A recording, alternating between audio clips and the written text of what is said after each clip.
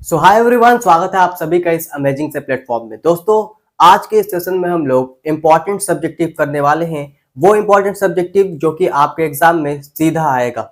और यहाँ से आपको क्या करना है कि आपने अब तक पूरा कंप्लीट नोट्स कर लिया होगा, तो आपको अपने नोट्स में ये सभी टॉपिक को क्या करना है, टिक लगा लेना है और इन टॉपिक को अच्छे से प्रैक्टिस करके ही एग्जाम में जाना है। ठीक है। और अगर आप लोग चैनल पर नए हैं तो चैनल को सब्सक्राइब कर लीजिए और वीडियो को ज्यादा से ज्यादा शेयर कर दीजिए। आइए स्टार्ट करते हैं इस अमेजिंग से सेशन को। यहाँ पे आपको क्वेश्चन नंबर 1 जो आपको दिख रहा है उसमें क्या कह रहा है भाई,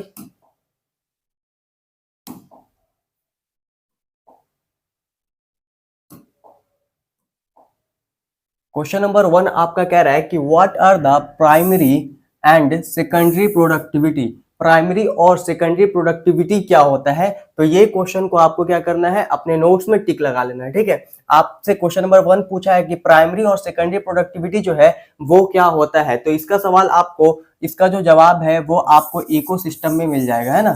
इकोसिस्टम वाले चैप्टर में हम लोग पढ़े हैं, उसमें आपको जाकर क्या करना है, टिक लगा लेना है, प्राइमरी और सेकेंडरी प्रोडक्टिविटी। ठीक है। नेक्स्ट क्वेश्चन है what is Dobson unit. Dobson unit क्या होता है, तो डॉप्सन यूनिट क्या होता है भाई, डॉप्सन यूनिट का इस्तेमाल हम लोग करते हैं किसको मेजर करने के लिए। डॉप्सन यूनिट जो होता है उसका इस्तेमाल हम लोग करते हैं मेजर करने के लिए ओजोन के थिकनेस को। तो ये एक टॉपिक जो है ये आपका इंपॉर्टेंट टॉपिक है, इसको भी अपने नोट्स में टिक लगा लेना है। नेक्स्ट है how are DNA fragment separated and isolated. कैसे हम लोग डीएनए का जो फ्रैगमेंट्स है उसको सेपरेट करते हैं और आइसोलेट करते हैं, यानी कि ये जो है ये आपका कहां से सवाल है, ये है आपका जेल इलेक्ट्रोफोरेसिस से। जेल इलेक्ट्रोफोरेसिस, तो इस टॉपिक को आपको अच्छे से पढ़ के जाना है। What is ELISA. एलाइजा क्या होता है, तो एलाइजा क्या होता है, एंजाइम लिंक्ड इम्यूनोसॉर्बेंट। ऐसे है बेस्ड होता है एंटीबॉडी और एंटीजन के इंटरेक्शन के ऊपर, है ना, एंटीबॉडी और एंटीजन के इंटरेक्शन के ऊपर बेस्ड होता है। ठीक है। एलाइजा टेस्ट हम लोग एचआईवी के केस में भी करवाते हैं, एड्स को डिटेक्ट करने के लिए एलाइजा टेस्ट कराया जाता है। तो इस टॉपिक को देख लीजिएगा। ठीक है। Describe the structure of microsporangia. अब यहाँ पे जो आपका क्वेश्चन नंबर 5 है उसमें माइक्रोस्पोरेंजिया का स्ट्रक्चर को डिस्क्राइब करना है, तो ये आपको चैप्टर नंबर 2 में आपको इसका जो है सवाल, इस सवाल का जवाब जो है आपको मिल जाएगा। ठीक है। तो ये माइक्रोस्पोरेंजिया आपको मिल जाएगा चैप्टर नंबर 2 से। बहुत ईजी है, कुछ इस तरीके से आपको इसका डायग्राम बनाना होता है, समझ आया बात। और यहाँ पे 4 वॉल लेयर होते हैं, उसको पूरे तरीके से आपको लिख लेना है। ठीक है। आगे बढ़ते हैं। आप सारा क्वेश्चन का स्क्रीनशॉट ले सकते हैं और अगर स्क्रीनशॉट नहीं लोगे तो पीडीएफ हमसे मांग लेना। ठीक है। इस नंबर पे हमको, और रुक जाओ 1 मिनट, इस नंबर पे हमको मैसेज कर सकते हो या कॉल 663335 और ये पीडीएफ हम आपको सेंड कर देंगे। ठीक है। Explain double fertilization. Double fertilization explain करने के लिए आपको एग्जाम में आ सकता है। देखना, डबल फर्टिलाइजेशन जो है ये एंजियोस्पर्मिक प्लांट में फर्टिलाइजेशन के नाम से भी पूछता है। एंजियोस्पर्मिक प्लांट में जो फर्टिलाइजेशन होता है उसी को हम लोग डबल फर्टिलाइजेशन कहते हैं। ठीक है। और डबल फर्टिलाइजेशन में क्या होता है, सिंगैमी प्लस ट्रिपल फ्यूजन, और एक एक करके जो है दोनों को क्या कर देना, एक्सप्लेन कर देना। तो ये एक इंपॉर्टेंट जो है तुम्हारा सवाल है। नेक्स्ट है व्हाट इज मोइट। मोइट क्या होता है ये आपसे पूछा है। How is the name given to restriction endonuclease. Restriction endonuclease का नॉमेनक्लेचर कैसे करते हैं, ये सारा सवाल का जवाब जो नोट्स मैंने पढ़ाया है उस नोट से आपको प्रॉपर तरीके से मिल जाएगा। ठीक है। तो वहां से आप क्या कर सकते हैं, इजिली इसका आंसर लगा सकते हैं। Draw the symbols used for male female मैटिंगनेंट consanguineous mating in human pedigree analysis. तो यहाँ पे पेडिग्री एनालिसिस का सवाल है ना, सिंबल आपको ड्रॉ करना है जो पेडिग्री एनालिसिस का बनाया था, पढ़ाया था हम लोग, है ना। ये हो गया मेटिंग का। फिर रिलेटिव मेटिंग रहेगा तो यहाँ पे एक लाइन के जगह पे क्या होगा, 2 लाइन हो जाएगा। तो ये सब आपको टॉपिक को अच्छे से करके जाना है। What are the goal of human genome project. Human genome project का गोल क्या था, इसको आपको अच्छे से पढ़ के जाना है। पूरा आप ह्यूमन जीनोम प्रोजेक्ट टॉपिक को ही अच्छे से पढ़ लीजिएगा, क्योंकि ये सवाल पिछले ही साल आया है।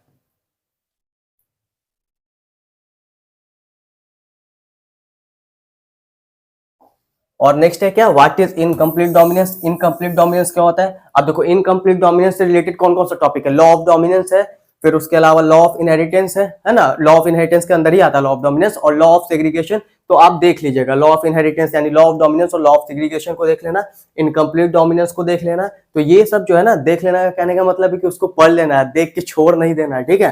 तो ये सब इंपॉर्टेंट टॉपिक है। नेक्स्ट है what would be the blood group of offspring if the blood group, यहाँ पे जी होगा, if the blood group of mother is AB and blood group of father is O। अगर माँ का ब्लड ग्रुप AB है और जो फादर है उनका ब्लड ग्रुप O है, तो जो ऑफस्प्रिंग होगा उसका ब्लड ग्रुप क्या होगा, तो उसका ब्लड ग्रुप जो है A या फिर B होगा, A या फिर B होगा। तो इस तरीके से इसको थोड़ा अच्छे से बना के सवाल का जवाब लिख दीजिएगा। What are the spermatogonia, spermatogonia क्या होता है, प्राइमरी स्पर्मेटोसाइट, सेकेंडरी स्पर्मेटोसाइट, तीनों के बारे में आपको बताना है। What are contraceptive pills, contraceptive pills के बारे में आपको बताना है। हाउ डू दे फंक्शन, कैसे ये फंक्शन करता है, कैसे ये काम करता है, ठीक है। इसके बारे में सहेली ये सब हम तुम लोग को पढ़ा चुके हैं, तो ये बहुत अच्छे से करके जाना है। What is cell mediated immunity, cell mediated immunity क्या होता है, CMI, सेल मेडिएटेड इम्यूनिटी जो है ये एक इंपॉर्टेंट सवाल है।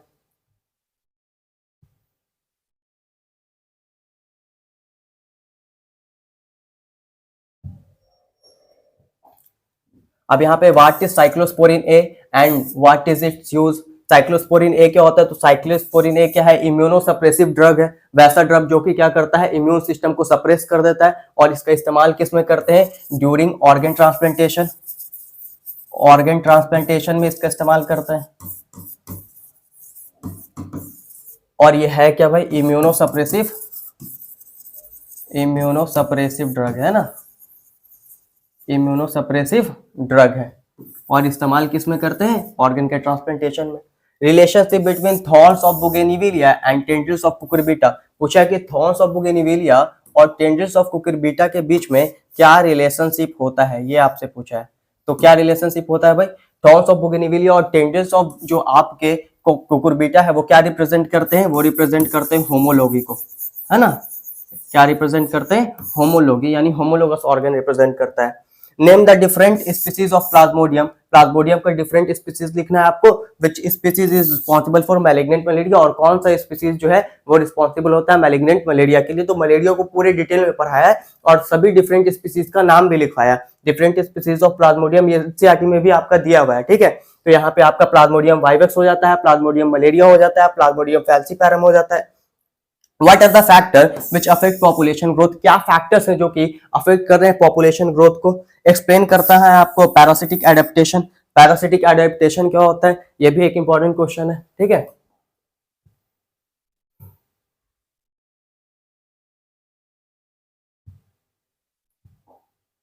अब एक्सप्लेन करना है cause of biodiversity loss, biodiversity loss का क्या कारण है। Write short note on the following, इन सभी के ऊपर क्या करना है आपको, शॉर्ट नोट लिखना है। एक है आपका फॉस्फोरस साइकिल के ऊपर और दूसरा है प्राइमरी इम्यूनिटी के ऊपर।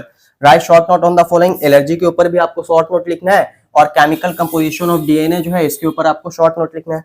How is gene of interest amplified by using PCR, कह रहा है कि कैसे हम लोग पीसीआर का इस्तेमाल करके जीन का कई सारा कॉपी बनाते हैं। तो पीसीआर टॉपिक पूरा डिटेल में आपको अच्छे से पढ़ाया गया है, इसको अच्छे से आपको करके जाना है एग्जाम में।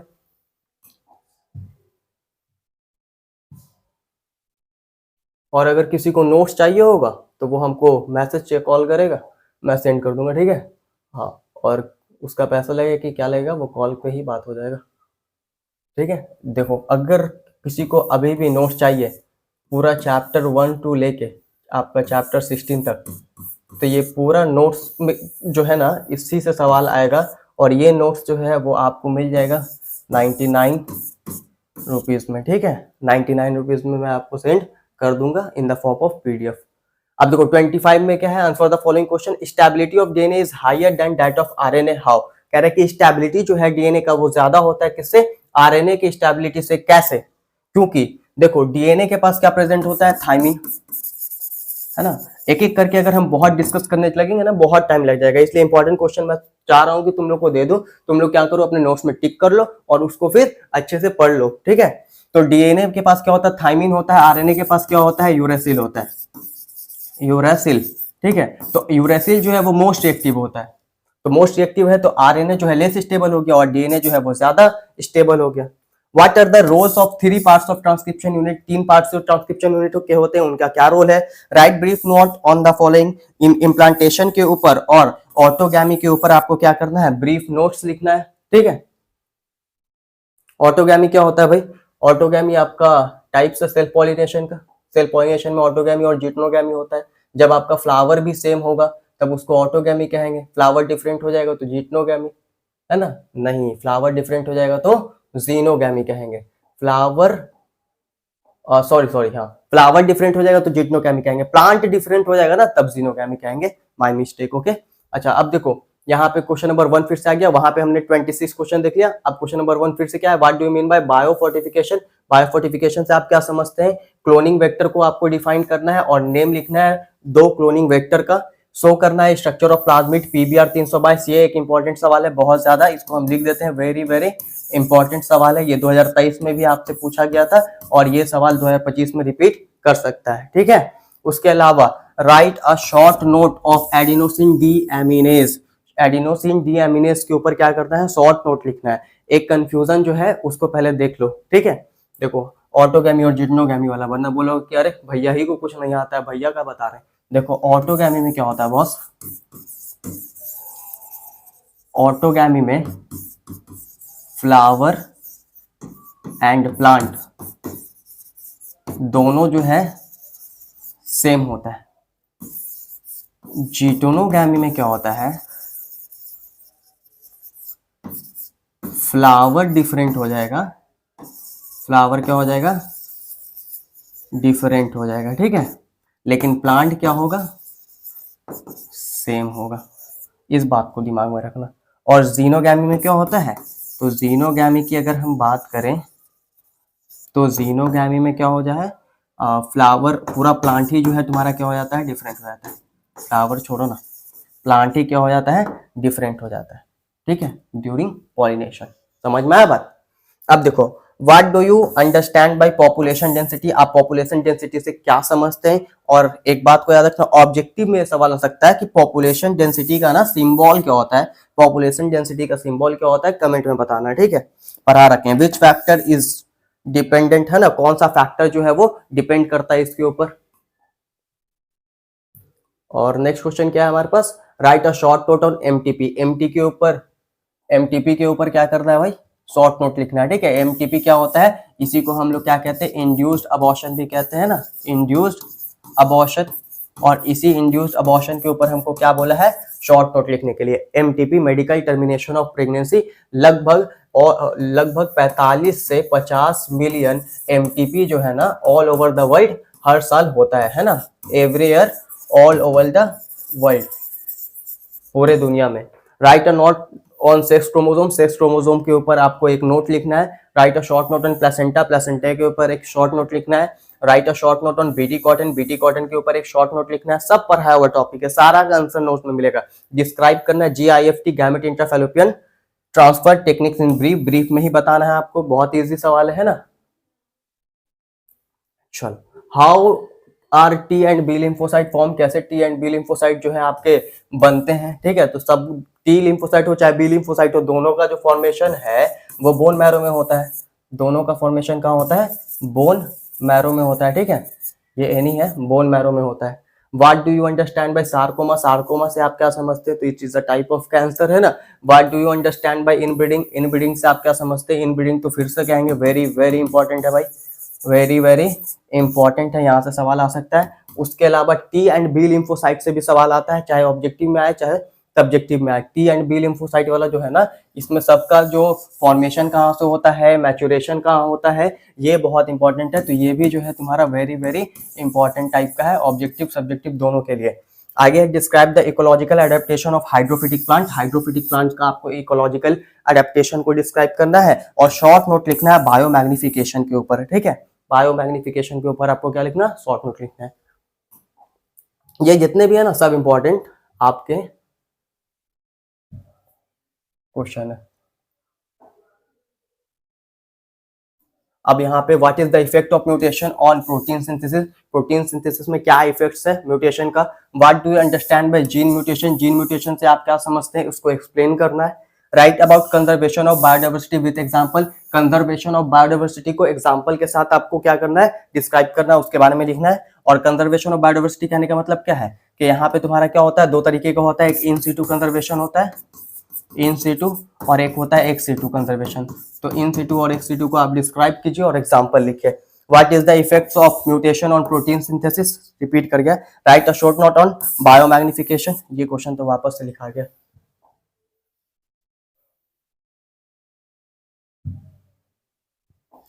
Describe the process of DNA replication, DNA replication का प्रोसेस को आपको प्रॉपर तरीके से डिस्क्राइब करना है। ये आपका 5 नंबर में सवाल आ सकता है, ठीक है, 5 मार्क्स में। डिस्क्राइब द फॉलोइंग, एक आपको जेल इलेक्ट्रोफोरेसिस और दूसरा gene therapy, very very important है, दोनों से सवाल बनता है, चाहे ऑब्जेक्टिव में बने चाहे सब्जेक्टिव में। Answer the following question. What do you understand by parturition, parturition के बारे में आप क्या समझते हैं? तो भाई डिलीवरी ऑफ द बेबी, लेकिन सिर्फ इतना ही लिख के नहीं आना है, हम बेसिक बता रहे हैं, ठीक है। पार्चुरेशन क्या, डिलीवरी ऑफ द बेबी है, तो पार्चुरेशन को आपको देख लेना है अपने नोट्स में और वहां से टिक करके अच्छे से पढ़ना, सब पढ़ा रखे हैं ना। Distinguish between substitution mutation and frame shift mutation, आपको अंतर बताना है सब्स्टिट्यूशन और फ्रेम शिफ्ट म्यूटेशन के ऊपर। तो ये तुम्हारा चैप्टर नंबर 5 में इसका तुमको आंसर मिल जाएगा। पार्चुरेशन चैप्टर नंबर तुमको 3 है ना, 3 में तुमको इसका मिल जाएगा, ह्यूमन रिप्रोडक्शन में।